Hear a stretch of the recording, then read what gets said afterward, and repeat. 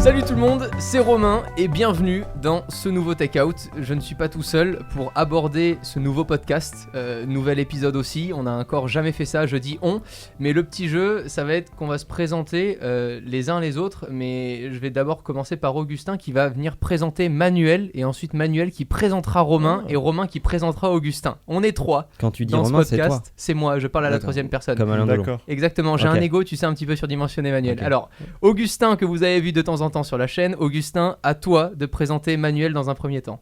Manuel travaille dans une agence et dirige une agence qui aide les entreprises à la transformation digitale afin qu'ils laissent Avec le doigt, du coup. c'est oui, ça afin qu'ils laissent une empreinte, tu vois, D'accord, digitale. on dit numérique. Ok, très bien. Manuel, à toi de présenter Augustin. Ah, je présente Augustin. Tu présentes Augustin. Augustin est un mec tourmenté qui essaye de résoudre le tourment des autres en écrivant pour eux ou en ayant des idées pour eux. C'est pas mal. Très bien, ça va être un bordel ce take-out. Aujourd'hui, je voulais qu'on se... Attends, parce qu'en fait, personne t'a présenté. Ah, vous le faites en même temps? Comment Vas-y, Non, c'est faites bien. un Shifumi et celui qui perd, eh ben, il me présente. Allez-y. Shifumi. C'est toi, Augustin. Bah non, la pierre casse le ciseau. Du coup, t'as gagné, tu présentes ou c'est celui qui perd Bah qui non, présente t'as perdu, celui qui donc c'est perd. toi Ah qui... oui. Romain est un... Oh putain, c'est très dur de présenter Romain parce qu'il fait trop de choses. C'est un multi... C'est surtout que tu peux perdre ton emploi. Oui, c'est vrai. C'est vrai. C'est Concentre-toi. Romain est un, je voulais dire multirécidiviste, mais c'est vraiment pas du tout le mot. Je voulais dire artiste complet presque, et à la fois entrepreneur complet. Très bien, eh ben, je vous remercie. Bienvenue dans ce Takeout où on va parler des technologies dont on parle, nous tous les trois, toute la semaine, parce qu'on se voit beaucoup, mais on n'en fait jamais rien. On fait pas de vidéo, on fait pas d'enregistrement audio, et on s'est dit qu'il nous fallait ce créneau dans ce Takeout qui sera le podcast officiel où on sera tous les trois. On sait pas encore combien de fois par semaine, ni par mois, ni par an. En fait, c'est le podcast officiel de tout ce qui est officieux. Ben ouais, c'est beau ça. C'est beau, c'est On va beau, garder c'est ça. beau, c'est beau. Les gars, il y a un premier sujet dont j'ai parlé une seule fois sur la chaîne qui est Wish. Ça a fait plus de 3 millions de vues en vidéo. Il y a TF1 qui nous a contactés. Il y a M6 qui nous a contactés après cette vidéo. Aujourd'hui, j'ai envie de parler d'un sujet dont j'aurais pas parlé sur la chaîne. C'est la stratégie marketing de Wish. Parce que je sais pas ce que t'en penses, toi, Manuel, qui est au contact des marques toute l'année. Mais Wish, que t'aimes ou que t'aimes pas, t'en bouffes tout le temps en publicité et t'as pas le choix, quoi. Ça, c'est sûr, ils ont une stratégie qui est assez simple à comprendre. Hein, c'est la stratégie de la saturation. C'est-à-dire, ils arrivent sur le marché, ils disent je veux exister, donc ils utilisent tous les canaux pour faire parler d'eux et pour dire voilà, on est là et voilà ce qu'on fait. Donc, ils ont fait de la télé, ils ont fait des réseaux sociaux dans tous les sens, du YouTube, du pré-roll, du post-roll, du tout ce que tu veux, ça roll up dans tous les sens. California Roll, je peux la sortir ou... Non, ok. non, on va pas valider cette vanne. non. On va la- Et donc voilà, ils ont saturé l'espace pour dire qu'ils existaient.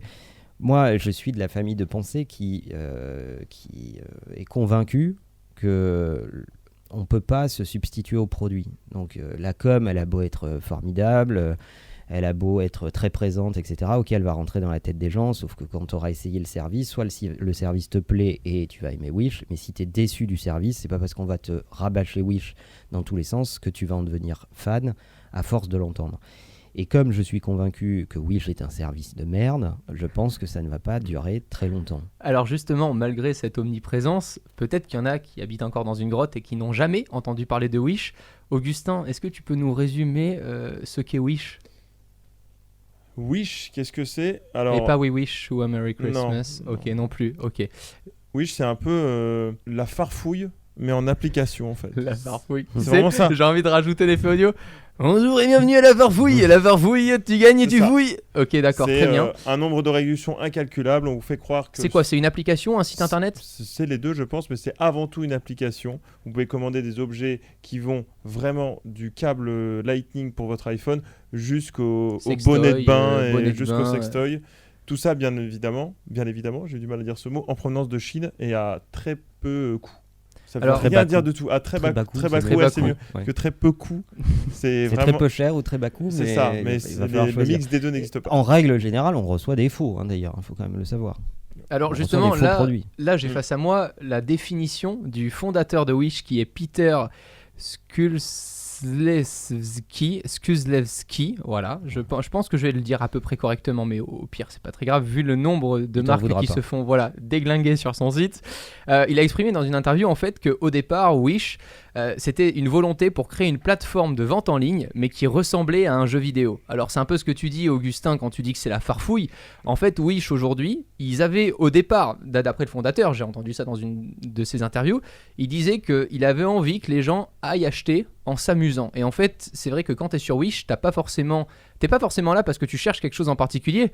Tu es juste là, et la plupart du temps, il y a plein de gens aujourd'hui qui sont sur Wish en se disant « Ah tiens, ce produit il est gratuit, je vais juste payer la livraison. Ah tiens, ce produit il coûte qu'1€, ah bah c'est rigolo, je vais en ajouter 10, ça fera que 10€, et puis je vais avoir des surprises. » Et il y a vraiment des gamins de 14-15 ans qui vont sur Wish aujourd'hui, ils prennent leur carte de leurs parents à 20 balles, et tu sais, c'est un peu... Alors je sais pas si vous avez connu ça, mais je pense, parce que je suis le plus jeune à la table, mais quand j'étais plus petit, tu sais, tu avais les cônes en carton que tu achetais au tabac, et tu avais plein de... Je vois. Voilà. Ça existait déjà à mon époque. Ça existait. J'ai vraiment dit cette phrase.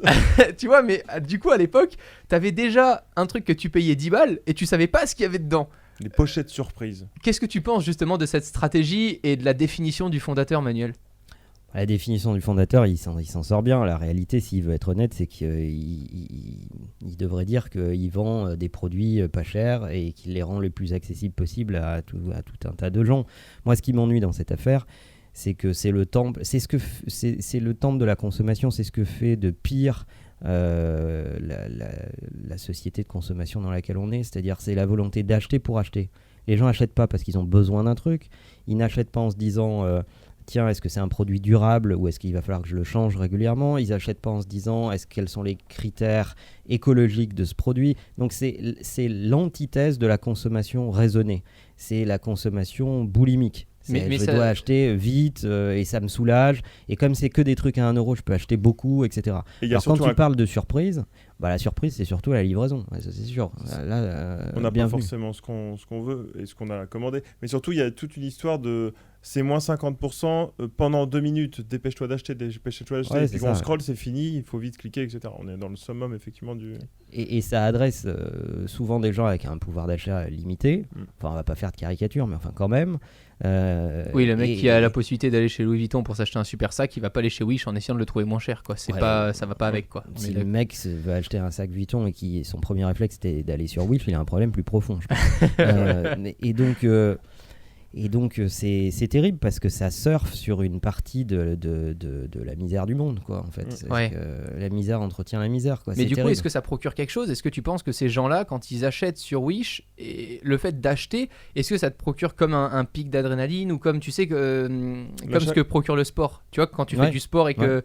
Comment ça s'appelle ? De la dopamine. La dopamine. Est-ce que tu penses qu'il y a vraiment des gens qui ont développé au fur et à mesure du temps comme un tout petit degré de dopamine quand ils achètent quelque chose Alors, c'est quoi ? C'est une histoire pour se dire j'ai pu l'acheter ? C'est une histoire pour dire j'ai acheté ? Moi, je pense compulsif. Ouais, c'est de l'achat compulsif et je pense que aussi c'est une façon, alors si on veut regarder le côté positif des choses, c'est de ne pas exclure les gens du e-commerce. C'est-à-dire que c'est pas parce que t'as pas beaucoup d'argent à dépenser que tu peux pas acheter sur Internet. Et évidemment, il faut être réaliste, tout le monde ne peut pas aller acheter des produits authentiques vendus sur Amazon ou ailleurs, mais enfin, surtout sur Amazon, parce que moi je les aime bien Amazon. Et donc voilà, c'est une façon de ne pas exclure les gens de cet acte d'achat qui est assez sympa, où tu peux acheter des petits trucs et les recevoir à la maison. Et voilà. Et je pense qu'il y a une catégorie d'objets d'ailleurs où bon, t'as pas trop de risques. Bon an, mal an, tu t'en fous un peu, quoi. C'est pas très grave. Mais ce qui me dérange dans la marque Wish et dans les propos du fondateur, c'est que ça soit pas pleinement assumé. Moi, j'ai jamais lu ou vu une interview du fondateur qui dit bah voilà, nous on fait ça. Ça pourrait être peut-être acceptable, ça pourrait même être une belle mission que de dire bah on prend tout un tas de produits pas chers et on les rend accessibles à plein de gens, mais on ment pas.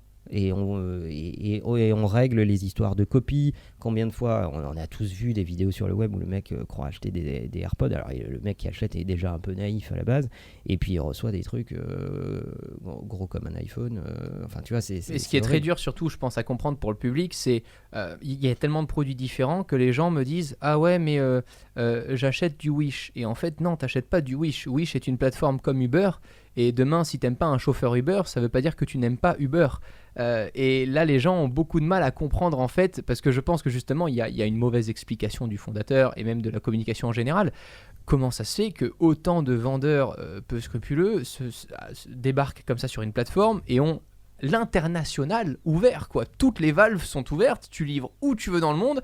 Et Wish répond quoi à ça ? Là, je vois pas, parce que c'est pas nous. Nous, on n'est qu'une plateforme. C'est comme si demain, YouTube disait, bah, j'en ai rien à faire d'avoir des vidéos pédophiles sur mon site, je ne suis que YouTube. Alors qu'au contraire, on voit bien que YouTube aujourd'hui, il y a tellement de propos qu'ils sont en train d'essayer de régler parce que ils prennent bien en considération que c'est eux les responsables avant tout. C'est sur leur plateforme, c'est leur logo qui est là. C'est surtout là-dessus que j'ai du mal avec Wish. Je sais pas ce que t'en penses toi, Augustin. Est-ce que t'as déjà, je sais pas, des potes qui ont commandé sur Wish ? Est-ce que toi t'as déjà commandé sur Wish ? Non, uniquement pour toi. Donc c'est plus ou moins toi qui a commandé. Parce que moi, du coup, je prends pas la responsabilité. Non, moi, je pourrais jamais acheter juste par pure peur de tomber sur quelque chose de mauvaise qualité. Et moi, je suis toujours je préfère mettre 50 € de plus et avoir de la qualité qui tient longtemps que me dire je prends un truc, ça me tient 2 mois, mais bon, ça m'a servi, etc. Même si c'est un achat, souvent, quand même, on se dit j'ai besoin d'un petit truc pour pas longtemps et tout. C'est pas grave. Je préfère que ça coûte 2 balles que ça coûte ça. J'ai du mal, hein. Que ça me coûte 50. Moi, j'ai justement, la chose qui m'a étonné le plus, c'est de me dire, ok, l'entrepreneuriat, ça peut être long, tu crées une boîte, tu as du temps quand même avant d'avoir plusieurs employés, de pouvoir construire quelque chose de solide. Manuel, comment tu vois l'explosion marketing de Wish, les levées de fonds ? Est-ce que c'est des levées de fonds qu'ils ont fait ? Est-ce que c'est un financement ? Comment ça s'est passé pour que Wish vende de la merde, clairement, enfin, fasse vendre de la merde, mette en relation des clients naïfs et des vendeurs peu scrupuleux ? Comment ils en arrivent au point d'avoir Pogba ou une place sur le maillot des Lakers, c'est ça ? Non mais c'est fou quoi. Incroyable. Bah parce qu'ils sont énormes. Alors mais comment tu deviens énorme en faisant de la merde ? C'est ça qui est passionnant. Oh bah ça, il y a plein d'exemples. Hein. Ils pensent à ce que mangent les gens, etc. Enfin, tu vois, il y a plein d'exemples. On va se fâcher avec la majorité des marques du marché, alors on va faire qu'un seul épisode, mais bon. Donc, je connais pas les chiffres exacts de Wish par cœur, là comme ça, parce que vous préparez les sujets, moi pas. Je connais pas avec les gens avec lesquels ils ont levé de l'argent, etc. Par contre, ce qui est sûr, c'est qu'ils adressent un marché qui est immense. Le marché des gens qui ont peu de pouvoir d'achat et qui veulent consommer, il est immense, il est même majoritaire. Donc, si tu es dans un number game où tu veux faire du volume, tu es au bon endroit. Et trouver des financiers qui sont intéressés par ce volume, et si tu arrives à le consolider chez toi, ça va intéresser plein de gens. D'autre part, c'est un segment de marché qui n'intéresse pas tout un tas d'autres marques. C'est-à-dire qu'un Amazon ne va pas se positionner là-dessus, ou un mec qui va lancer un site marchand ne va pas se positionner sur des achats à 5 €, 6 €, 10 €. Lui, sa vision, c'est de dire je vais faire tout ce que le e-commerce ne veut pas faire. Et comme je vais avoir énormément de volume, je vais arriver à m'en sortir grâce au volume. Et donc pour ça demande beaucoup de fonds, ça demande d'aller vite pour faire le volume vite. Parce que si tu fais pas le volume vite, tu as beaucoup de coûts et pas beaucoup de revenus. Donc il faut absolument que tu fasses du revenu très vite. Oui. Et donc il faut que tu trouves des financiers qui mettent beaucoup d'argent pour devenir massifs tout de suite. C'est pour ça qu'on les a beaucoup vus, c'est pour ça qu'ils ont des moyens de communication et de marketing élevés. Parce que tout ça sert une stratégie de volume. Du coup, tu es en train de confirmer là en fait que le plus dur, c'est pas d'avoir le meilleur produit, mais le plus dur, c'est d'avoir la meilleure communication pour vendre ce produit. Ouais, souvent. Et alors, le top du top, c'est d'avoir les deux. Hein. Évidemment, mais on peut y arriver. Mais on peut arriver à faire des trucs assez moyens en étant pour autant connu, parfois même populaire, et tout ça parce qu'on a déployé la bonne stratégie de com ou de marketing. Alors, j'ai une interview du fondateur qui avait annoncé dans une interview envisager de générer 1000 milliards de chiffre d'affaires dans les 10 ans à venir. Voilà. Voilà. Le mec, il a bossé quand même. Hein. C'est beaucoup d'argent. Non, c'est ça, c'est une stratégie de volume. On y est. C'est ça. Augustin, est-ce que tu avais d'ailleurs une anecdote ou quelque chose que tu voulais nous partager dans un type de chronique ? Je ne sais pas comment on va appeler ça, hein. C'est tout nouveau encore une fois. Le but, c'est d'avoir vos retours à vous aussi. On teste encore ce format-là, mais je te laisse, Augustin. En fait, c'est le bordel. Dites-nous si vous aimez bien ce bordel ou si on doit faire un autre bordel. Exactement. Voilà. Alors, j'ai préparé une chronique, c'est pas vraiment le cas, mais un petit storytelling de lancement d'une société. Et au fur et à mesure que je raconte, essayez de deviner la société dont je parle. Donc, on peut t'interrompre. Donc, vous avez le droit à, on va dire, 2 chances chacun. Après, c'est fini. On est quand même là sur un jeu des devinettes. Hein. Je veux pas dire l'originalité du. On est sur une. On va le dire, c'est une chronique devinette. C'est ça. Il nous faudrait des jingles sur un jeu ringards. Ouais. Hein, on peut avoir ça. Attends, on va le lancer maintenant. Attention, jingle. Appelez-le avec moi, les enfants. Augustin.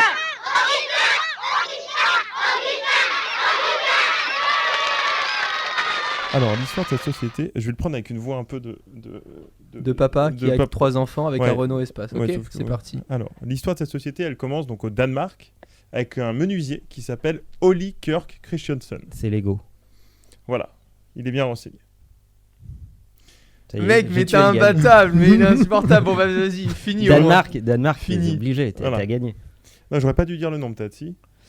Bah non, le nom, je savais pas, mais Danemark, je me dis, il y a peu de chances que tu t'intéresses Ça va à un trop vite. fabricant de harengs. Les Mais gens si n'ont tu pas veux- c'est vrai. entendu, ils étaient en train de manger un cornflakes, ils Mais étaient c'est dans vrai, le métro. c'est vrai. On peut le refaire, vas-y. Alors, continue, non, mais je vais continue. continuer l'histoire. Du coup, ça démarre du coup avec l'histoire d'un menuisier. Et donc, il avait une société de menuiserie qui était assez florissante, mais il faisait pas non plus énormément de chiffres. Il avait quand même 6 employés.